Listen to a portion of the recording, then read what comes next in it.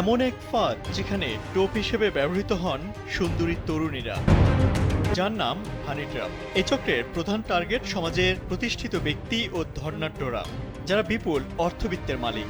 দেশ ও দেশের বাইরে থেকে অফলাইন এবং অনলাইন উভয় মাধ্যমেই সক্রিয় থাকে এসব চক্র। বিভিন্ন প্রলোভনে ফাঁসিয়ে ভুক্তভোগীদের থেকে দিনের পর দিন তারা হাতিয়ে নিচ্ছে লাখ লাখ টাকা। ভুক্তভোগীরা জানিয়েছেন, সুন্দরী তরুণীরা টার্গেট করা ব্যক্তির সঙ্গে প্রথমে বন্ধুত্ব এবং পরে প্রেমের সম্পর্ক গড়ে তোলে। মূলত চরিত্রহীন বিত্তশালীদের সামনে যৌনতার ফাঁদ পাতেন তারা। প্রথমে ইন্টারনেটে ভিডিও কলে খোলামেলা আলাপচারিতার ভিডিও রেকর্ড করে জিম্মি করে ফেলে।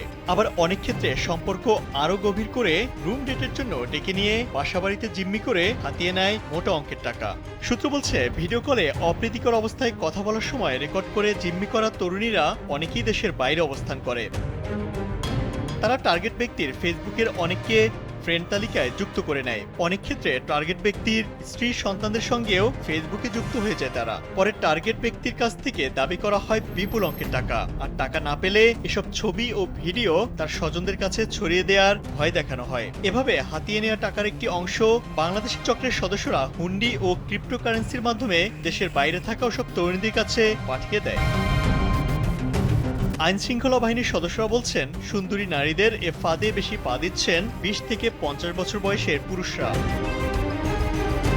শুধুমাত্র সিআইডির সাইবার পুলিশ সেন্টারে মাসে এ সংক্রান্ত গড়ে 30টির বেশি অভিযোগ জমা পড়ে।